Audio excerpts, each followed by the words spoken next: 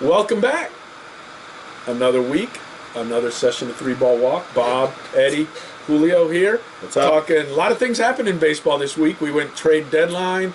We went, just touch on briefly, 2 years ago, 2013, Jose Fernandez. You know, my boy, as you guys like to call him, and everything like that. Anybody in the Marlins? He's leading Rookie of the Year candidate, and the Marlins shut him down, and he didn't pitch. And all of a sudden, during that last month of the season, the Dodgers wind up going on a run, making the playoffs and everything. And I was afraid that Yasiel Puig was going to get named Rookie of the Year ahead of Jose Fernandez, but people remembered the year that Jose Fernandez had. He was Rookie of the Year. Yasiel Puig was runner-up, but the stud-to-be. And now he's in the minor leagues. Yeah, I was going to talk about that. That was going to be my big point today.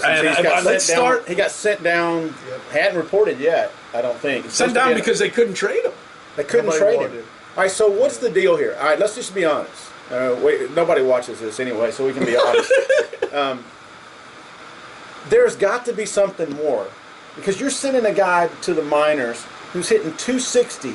Yeah, it's not like he's A-Rod numbers. Yeah, he's not hitting below the Mendoza line. No. Where are you going to find an outfielder that hits better than 260 with better than average power and a cannon for an arm to play right field? I told him, and you people who watch this, well, nobody watches, so it doesn't matter. I'm an alcoholic. And I told Julio, people ask me every once in a while, like, how do you stay off drinking? And I said, one of the keys is to end the drama. Get the drama out of your life. And I think that is a reason nobody traded for Yasiel Puig. They don't want the drama. Well, that's the question. Is it can't be baseball talent. No. So there's got to be something else behind the scenes that we don't know. We talked about that last week, about behind the scenes stuff with Sells. Yep. And why somebody should trade for him. But you don't hear that about Yasiel Puig. I see, I remember, and I thought it was unfairly, because when the media gets on someone, okay, I think they ride it, and they're very selective on what they're showing. And I remember his rookie year. I'm watching a Dodgers game, and Yasiel Puig singles to right center. He decides he's going to try for two. Right fielder comes up and hoses him by about 5 feet. I mean, dead. Okay. Later on in the 7th inning, he does the same thing on a little blooper to center field. Center fielder comes up, throws to second, throws a little high, and Yasiel Puig slides under. Sports Center that night about how daring and adventurous and great he is because he's taken that extra base on an easy single. Most people would have a single. No mention about the fact that he cost the team by trying to stretch a single into a double. And there were so many times he'd throw it over home plate, throw it over the third baseman's head. But all of a sudden you see that cannon arm and you see him throw people out. So are the minuses finally, when you're watching him every single day? I mean, you can sit there and watch a Gator football player and the great catch he made, sure, because the 4 drop passes don't make it on Sports Center that night. We've had those guys. Right. And is it, hey, I see him every day, and the negative, the drama, the the overthrows, the running into outs, the can't hit a curveball, those watching him every day, you see the negatives outweigh the positives. And we don't see as fans, we don't see what happens in the clubhouse. We don't see what happens in the dugout. And I think really someone in the know has to know, because nobody wanted him. They tried to trade him. Nobody wanted him. That is, to me, the alarm or the red flag. Yeah, I heard, I don't forget where I heard it from now, but I heard he showed up with a Can-Am Spider that was all decked out. Can-Am Spiders. Well, he's got a different car for every day of the week. Yeah, he was like this thing was tricked out to the max, like one of those trick cycle kind of things. So you wonder if that reputation of being in LA, being a rich dude, and you're taking a kid who 5 years ago was in a communist country and had nothing. I compare it, Levon Hernandez, where all of a sudden he got to the United States and discovered McDonald's. Right. And discovering McDonald's adds weight. Discovering 7 cars, one for each different, adds a lot of drama. And an LA lifestyle, and then you go into what else is involved. I mean, this is just total speculation. Complete speculation. But all the people aren't going to hold you to it. Right, but all right, so what else is involved there? Is he hanging out with the LA lifestyle? Are drugs and alcohol rampant in his posse? Are there tests that he is skirted by that we don't know about? Has he had the one warning and it hadn't been made public? And if he gets I don't think it's drug related. That part. You're looking at 186 games suspended. You're looking at a whole year being gone. I'm going to trade for this guy knowing that one wrong test leads to a whole year of me paying him for nothing. Yeah. There's got to be something more than just the fact of his having overthrows and doing that. You having been involved not just with the Dodgers but the Marlins and the Reds for that matter, when you have a kid who comes from a different country, obviously is going to have a language barrier to start with. Is there somebody they put him with? Sure. To say, listen, and as a matter of fact, in Yasiel Puig, because we were actually looking it up, Eddie Oropesa, who was one of the minor league pitchers, I knew him in San Antonio, and then he pitched 4 years in the big leagues.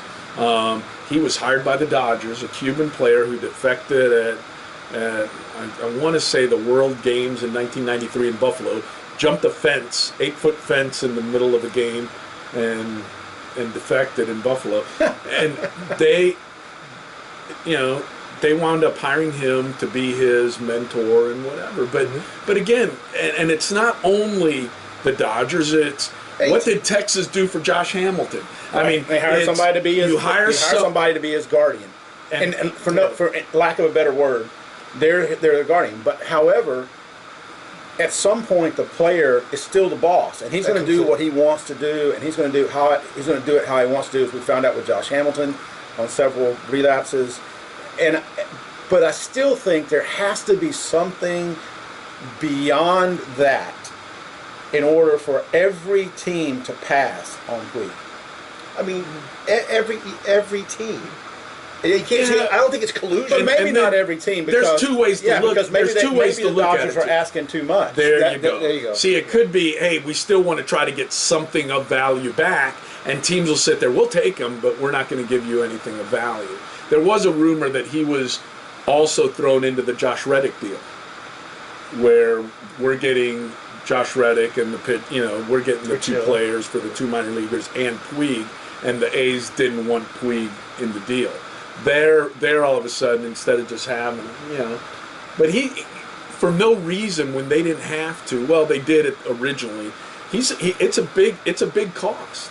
Some players don't. You don't trade players, you trade contracts. Right, and that's the other thing. How much money have you got to pay Puig?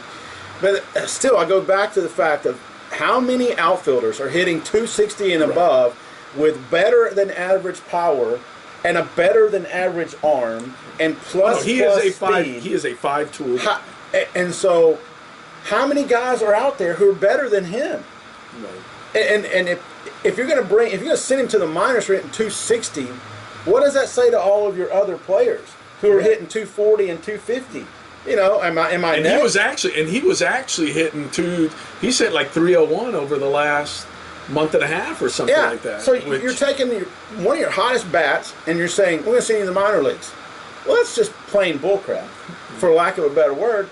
That's just bullcrap as an organization to say that. If you don't like me, if you don't like what I'm doing, release me. Say whatever. But don't send me to the minor leagues and hold me. And the problem with releasing, and we'll move on. You don't get anything. We've killed. Well, and you still got to pay that contract, and someone can sign him for the minor league minimum and basically, or major league minimum, and basically you're paying the guy the major league minimum while the Dodgers are still paying him. But the Dodgers let him go. Right. If the Dodgers don't want him anymore, let him go. And then let him come back and beat you. Well, yeah. And that's why you want something in return. Which is what's going to happen in New York probably with Mr. Rodriguez, is the Yankees are going to release him. Now he's nobody's going to sign him. You don't think so? No. Even for a chance? No. He's hitting 100. I understand. Nobody's going to sign him. Did you see? But how much that gets in your head, though? He's had 7 at-bats in the last 3 weeks. And they said yesterday that his playing time was going to be cut. How do you cut playing time when you've had 7 at bats? You release them, and you get 0 at bats over the next 3 weeks. You don't think anybody's going to pick A-Rod up? I think A-Rod's I done. don't see it. He's done. Interesting. And I think he's probably done a year and a half too late. Well, and in his defense, He had a good year last year. in his Yeah, but I defense, still think it's the that's one, phenomenal. I put, and it's what steroids and that stigma does to you. Even though Barry was good for another 50 home runs when he got blackballed by baseball. Yeah. I think if he but- would have DH'd or something like that, but he was still. Yeah, he was so. I think he could still play today. It looks pretty strong. I think he could. Well, yeah. I mean, he's probably still going to the same trainer. A-Rod lost he lost a year there, and then coming back after not having played at the age of 38, 39, it's hard to get back in. Yeah, that's true. And it's different if you're just DHing and that's all you're doing. But if you're trying to be an everyday player, that's a wear and tear on the body. And I don't know that you can do it every day.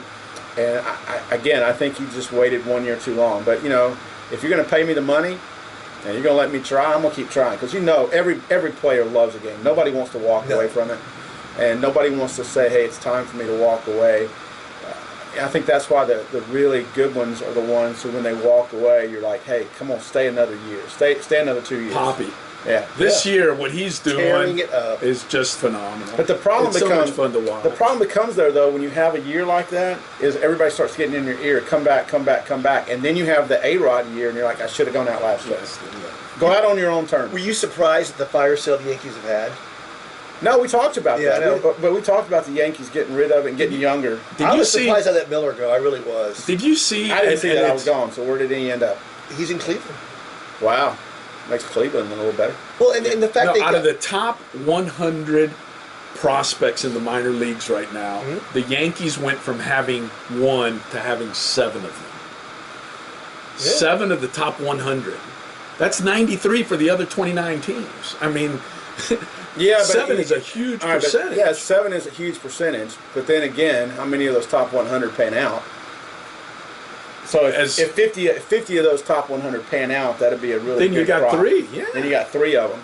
Yeah, but you're not going to be able to keep all 3 of them for very long. You better There's a difference also. you better There's get, a better get difference. something out of your first contract. There's out a of it. difference between the top 50 prospects in high school and college to be drafted, Right. and the top 100 prospects currently in the minor leagues. They know something about these guys. Yep, which they just do. yesterday, I'll tell you, which was kind of interesting. Talk about prospects. The Red Sox brought up their number 1 prospect, Arkansas. What is it, Benindetti? Really? This is the outfielder? Called from Arkansas. Remember, he was Yeah. a number 7 overall I pick, remember. SEC player. Well, actually, he won the Golden Spikes last Yeah, year. he won didn't Golden Spikes. And he had 18 home runs, batting 340 something in AAA, and he's legit. I mean, which will be fun watching him. And they brought him, and he was in the. I don't know what he did last night. And then the other guy that I thought was kind of interesting, the Reds actually have a big time prospect, and they trade Jay Bruce. They call him up to play for Jay Bruce. Bruce goes to the Mets, and the kid hit a walk-off 3-run homer in the bottom of the 9th inning last night for the Reds. Nice. I mean, that's That's a nice- that's a way to start goodbye, your Jay career. Bruce. Jay who? Who's that guy? Who was that guy? and the Braves still Dansby Swanson is not up yet, is he? I don't think. I don't think so. Why? No. Why don't you bring that kid up already? Let him play. He let him play. You got nothing. You got nothing to lose. And the Braves actually, they make a trade. San Diego gives them Matt Kemp for all intents and purposes because they released Oliveira as soon as they got him. And Matt Kemp comes out with, it's great to finally play in a baseball, town. What's the Dodgers? Yeah, what was L.A.? Wow. You're going to compare the Braves, 247 fans, to the 20,000 at Chavez Ravine? with the alumni and the Dodger history. Yeah, and, and the Dodgers are not a baseball team. Well, LA's a big that's baseball why, and that's why Matt Kemp is not a good teammate by anybody's account who's ever said anything about him. Has never said, "Hey, I love having Matt Kemp around in the dugout." time flies. 15 minutes up. We're going to take a break. We'll be back. Remember, follow. What's the little? I don't know if I'm going to put it in there today. Let's just cross the Follow ball. us on Facebook. Like it because it's kind of. We actually get thrilled when when people, hey, Ask we got 3 questions. likes. Yeah. Ask Hey, questions. send us a comment and said, hey, you guys suck or whatever. I mean, it's all right. If there's something you want us to do a show about, let us know. Yeah, we can be the Braves of the world. So just tell us we suck. We understand. We know. We're building for 2017. We are. So we'll be back right after this. Have a good day. Watch some baseball. Play baseball if you get a chance.